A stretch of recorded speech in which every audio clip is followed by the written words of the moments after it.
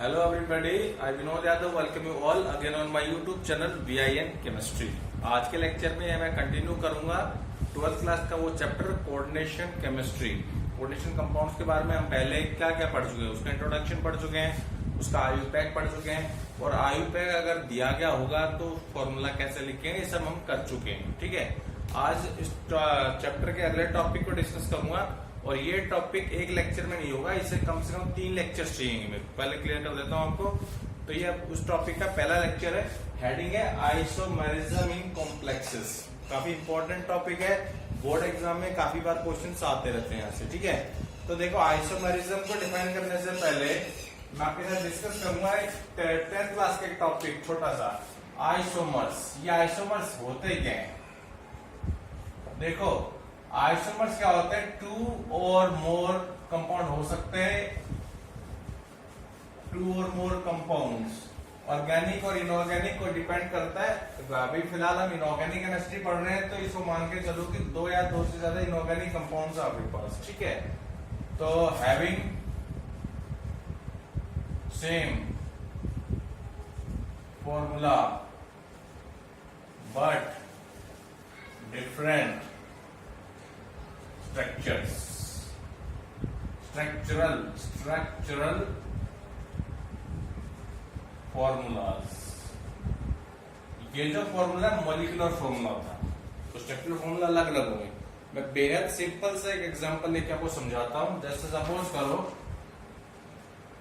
I have C2H6O, this is a molecular formula for organic chemistry. इसकी मदद से मैं 2 ऑर्गेनिक कंपाउंड बना सकता हूं। एक तो आप क्या बनेगा, इथेनॉल CH3CH2OH, और एक बनाऊंगा मैं ईथर, वो क्या बनेगा CH3OCH3। इस टॉपिक को स्टार्ट करने के लिए इससे बेहतरीन एग्जांपल नहीं मिलेंगे आपको, आप तो ये दोनों आपने पढ़ रखे हैं।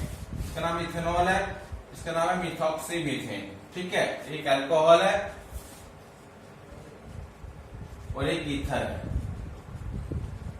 अब दोनों में चीज देखो, कितने कार्बन है, 1 कार्बन 2 कार्बन, ये 2 कार्बन। कितने कार्बन है, 1 कार्बन 2 कार्बन, ये 2 कार्बन। हाइड्रोजन कितने हैं, 3 2 5 1 6। यहाँ भी कितने हैं, 3 और 3 6। O कितने हैं, 1, इसमें भी 1। तो such different compounds which have different structural formulas and have different properties, but they have the same molecular formula. So such compounds are simply known as isomers. Simple सी बात है। ठीक है, तो देखिए कोऑर्डिनेशन कंपाउंड में भी शो होते हैं आइसोमरिज्म, इसलिए टॉपिक डाला गया चैप्टर के अंदर। तो ओवरऑल क्या है, आइसोमर्स कोऑर्डिनेशन कंपाउंड में 2 तरह के होते हैं। कितने तरह के होते हैं, 2 टाइप्स।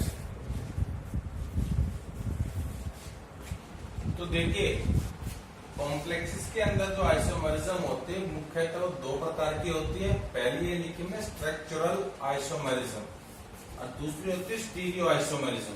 जैसा मैंने आपसे शुरू में कहा था, ये लेक्चर एक में नहीं होगा।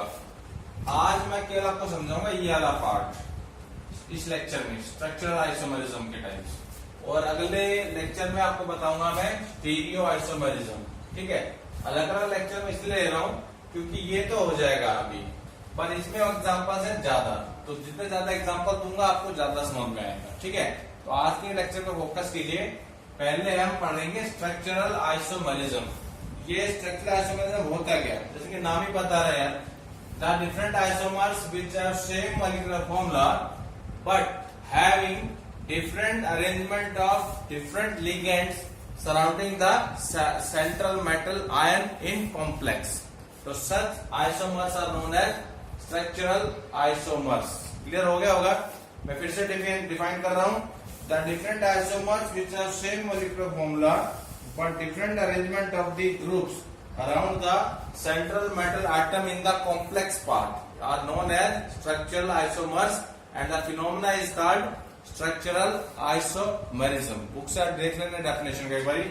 ये कुल मिला के 4 प्रकार के होते हैं, ionisation isomers, hydrate isomers, coordination isomers, linkage isomers. अब इन चारों को मैं डिफाइन करूंगा एक एक करके आपके सामने। ठीक है जी, ठीक है। तो पहला है आपका आयनाइजेशन आइसोमरिज्म। Ionisation isomerism. तो पहले पता होना चाहिए कि आयनाइजेशन आइसोमर्स होते क्या हैं। देखिए, ionisation isomers are those isomers which on dissolving in a solvent produces different ions, but the molecular formula of the isomers are same. This is the correct definition. I am writing down the definition on the board. You look upon that. The compounds या isomers कह लीजिए आप, the isomers having same molecular formula but gives different ions when dissolved in a suitable solvent। ये होगी definition. अब example की अगर मैं बात करता हूं तो देखो एक एक करके देखना आप लोग। पहला एग्जांपल जैसे मेरी कॉपी में है, मैं मोलिकुलर फॉर्मूला ले रहा हूं cobalt Na3,5SO4Br। This is the molecular formula. अब इस मोलिकुलर फॉर्मूला से मैं दो कॉम्प्लेक्स बना सकता हूं। देखो कौन कौन से बन सकते हैं, उसमें ध्यान देना। ठीक है, पहला तो मेरा बन सकता है, ये दो आयंस हैं, इन पे ध्यान रखना है। एक बार तो एक आयन को लिगेंड बना दूंगा, दूसरे को बनाऊंगा काउंटर आयन। अगली बार वो बदल दूंगा। कैसे देखो, पहला तो मेरा बन सकता है ये ब्रैकेट कोबाल्ट NH3 5 बार SO4 अंदर हो गया, Br हो गया बाहर। पहला ये हो गया। दूसरा क्या बन सकता है, कोबाल्ट NH3 5 बार, Br को कर दिया लिगेंड की जगह, और ये बन गया मेरा काउंटर आयन। तो ओवरऑल मेरा कहने का मतलब है कि आपको ये मॉलिक्यूलर फॉर्मूला या तो प्रोवाइड करेगा एग्जामिनर, और आपसे पूछेगा भाई how many ionisation isomers are possible from this. ये सब एग्जांपल एनसीईआरटी बुक से उठाए गए, आपको ये लर्न करने की तरह से मॉलिक्यूलर फॉर्मूला। तो ये दो आयनाइजेशन आइसोमर बन नहीं जाएंगे, क्योंकि भाई अगर आप इनको किसी सुटेबल सॉल्वेंट में डिसॉल्व करते हो तो पहले वाला क्या देगा, कॉम्प्लेक्स कटायन जिसमें sulphate will act as ligand and bromide ion act as counter ion. दूसरा क्या देगा, ये वाला कॉम्प्लेक्स से वाला हिस्सा जिसमें bromine will act as ligand and sulphate will act as counter ion. तो ये तो हो गया पहला एग्जांपल। ऐसे ही और एग्जांपल भी ले सकते हैं हम लोग। जैसे मान लीजिए अगली बार मैं ये ले रहा हूं, मैंने 4-5 एग्जांपल लिए मैं, आप फिलहाल समझने के लिए एक दो देख लीजिए। जैसे मान लो मैंने लिया प्लेटिनम NH3,4Cl2Br2। तो इससे कौन से दो आयनाइजेशन आइसोमर बन सकते हैं, उन पर ध्यान देना आपने। इसे कुछ नहीं खास ध्यान देना है। तो देखिए, पहला तो मैं क्या करूंगा, Cl2 को लिगेंड की तरह रख लूंगा और Br2 काउंटर आयन की तरह काम कर लेगा। तो ये मेरा पहला बन गया प्लेटिनम NH3 4 बार Cl2, ये लिगेंड की तरह काम हो गया Cl2 का, और Br2 को बाहर कर दिया। अगली बार मैं क्या करूंगा, प्लेटिनम NH3 4 बार Br2 को लिगेंड की तरह कर दिया, और Cl2 act as counter ion. तो इस तरीके से आप बुक से और भी एग्जांपल देख सकते हैं, इसकी प्रैक्टिस आप लोग कर सकते हैं। तो ये तो हो गया आपका पहला आयनाइजेशन आइसोमरिज्म। अगर आप होमवर्क लेना चाहें तो मैं दे सकता हूं आपको, अगर आप होमवर्क की तरह करना चाहते हैं तो एक लिख लीजिए। जैसे मान लीजिए आपको मैंने दिया कोबाल्ट, ये होमवर्क के तौर पे आप यूज कर सकते हैं इसको, कोबाल्ट Br2 NO2 और NH3 4 बार, NH3 4 बार। तो देखो ये तो काउंटर आयन की तरह काम करेगा, नहीं अमोनिया तो लिगेंड ही रहेगा। आयंस ये बना सकते हैं, तो एक बार एक को अंदर रख लेना, एक काउंटर आयन बना देना, अगले में पलट देना उसको। तो ये आपका होमवर्क एक तरह से प्रैक्टिस के लिए। बाकी आप लोग बुक खोल करके एग्जांपल्स को लर्न करना है और प्रैक्टिस करनी है आप लोगों ने। तो ये तो हो गया आपका पहला टाइप का, ठीक है जी। अगला है आपका हाइड्रेट आइसोमर्स। तो देखो नाम में ये हाइड्रेट, हाइड्रेट कहां से आया भाई? हाइड्रेट आया वाटर से। कहां से आया? वाटर से। इसका मतलब इन आइसोमर्स के मोलिकुलर फॉर्मूला में पानी के मॉलिक्यूल्स हैं, ठीक है। और अलग अलग आइसोमर्स में आप देखेंगे कहीं पे the water molecule will act as ligand and in some it will act as water of crystallisation. Simple सी डेफिनेशन है, क्लियर हो गया होगा। The different isomers which have same molecular formula and the molecular formula contains water and in isomers the water will act as ligands in some cases while water will act as water of crystallization in another cases। तो मैं NCERT से example लूंगा आपको समझाने के लिए। जैसे मान लें एनसीईआरटी की बुक के अंदर एक फॉर्मूला आपको दिया गया है cobalt Cl3.6H2। How many water molecule? 6H2। तो ये फॉर्मूला आपको दिया गया है। अब इसकी मदद से मैं 3 आइसोमर्स बना रहा हूं कॉम्प्लेक्सेस के। पहला क्या है देखिए, पहला है मेरा ये bracket cobalt H2O 6Cl3।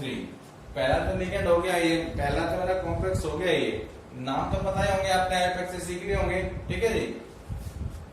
Hexa aqua cobalt 3 chloride नाम है, नाम है पार्ट डिस्कस नहीं करूंगा, आई पैक में समझा चुका हूं। दूसरा मैं क्या कर सकता हूं, देखो एक पानी का मॉलिक्यूल मैं बाहर कर दूंगा और एक क्लोराइड को अंदर ले आऊंगा लिगेंड के तौर पे। तो CO एक पानी का मॉलिक्यूल मान लो मैंने बाहर कर दिया तो H2O कितने बचे? 5। एक Cl अंदर ले आया हूं, बाहर Cl2 बचे। और जो एक पानी का मॉलिक्यूल मैंने बाहर किया है it will not act as counter ion, rather it will act as water of crystallization। Clear हो गया। तीसरा मैं क्या बना सकता हूं, जो पानी के मॉलिक्यूल है उन्हें मैं 4 कर देता हूं। 6 से 4 पे लिया कोबाल्ट H2O 4। तो Cl कितने हो जाएंगे? 2। पहले एक था, 2 हो गए Cl.H2। ये एग्जाम्पल एनसीईआरटी से दिया गया, इसको कर लेना अच्छे तरीके से। He will simply ask you to write down the different hydrate isomers with this formula and you have to just write down this formula और वो आपसे इसका आईपैक नहीं पूछ सकता है। क्लियर हो गया? ये आपका खत्म हो गया हाइड्रेट आइसोमर्स। अगला आपका कोऑर्डिनेशन आइसोमर्स।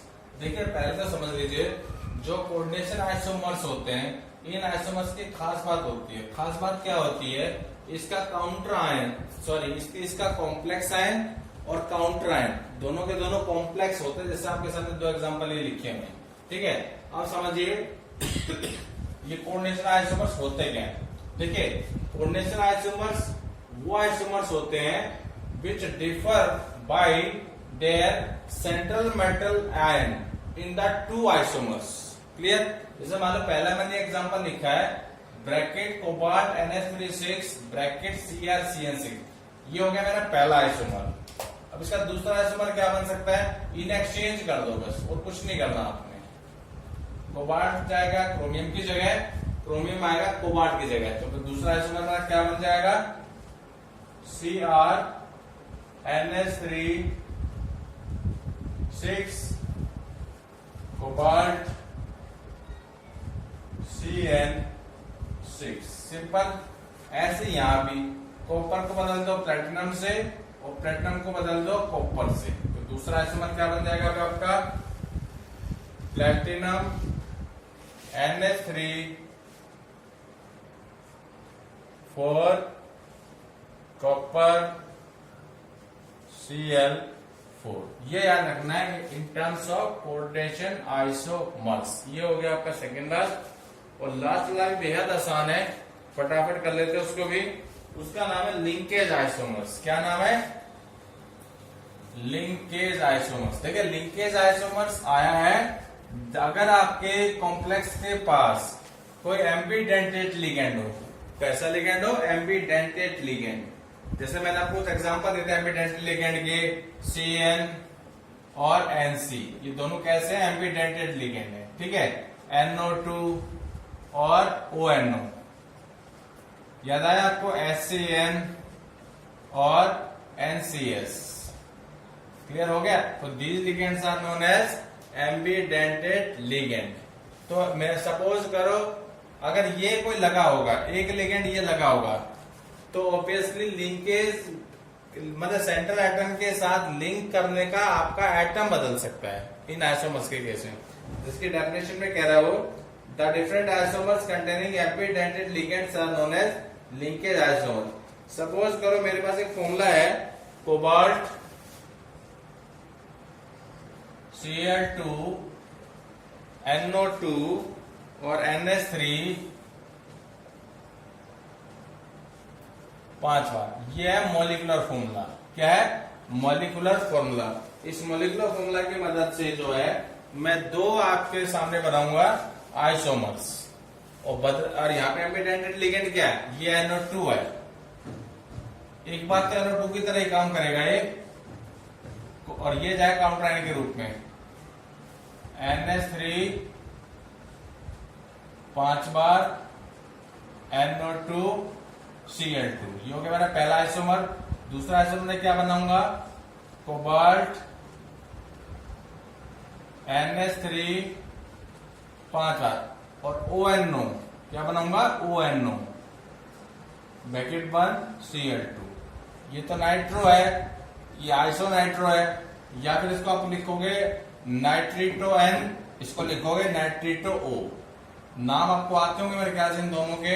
इसका नाम क्या होगा, इसका नाम सिंपल है, पेंटामीन नाइट्रिटो N कोबाल्ट और 3 क्लोराइड। क्या आएगा, 3 क्लोराइड। इसके केस में नाम क्या हो जाएगा, पेंटामीन नाइट्रिटो O। इसमें था पेंटामीन नाइट्रिटो N, इसमें पेंटामीन नाइट्रिटो O कोबाल्ट 3 क्लोराइड। तो ये आपके हो गए सारे आइसोमरिज्म कॉम्प्लेक्सेस। किस टाइप के, केवल और केवल फ्रैक्चरल आइसोमर्स मैंने डिस्कस किए इस लेक्चर में। अपनी तरफ से पूरी अच्छे से कोशिश की कि आपको समझ में आ जाए। लेक्चर सुनने के बाद एनसीईआरटी बुक को आप जरूर रीड कर लीजिएगा। अगर आप एनसीईआरटी बुक को रीड कर लेंगे तो आपको और अच्छे एग्जाम्पल मिल सकते हैं, ठीक है। मैंने कोशिश की है जनरल बच्चों को ध्यान में रखते हुए कि उनको टॉपिक समझ में आ जाए बस। तो अगर आपको लेक्चर पसंद आया हो तो इसे लाइक कीजिएगा, शेयर कीजिएगा and please subscribe my channel. I will be very thankful to you all. अगले लेक्चर में जो है मेरे से जो सेकंड टाइप है स्टीरियो आइसोमरिज्म, उसको डिस्कस करूंगा, वो अगले लेक्चर में होगा। Thank you very much.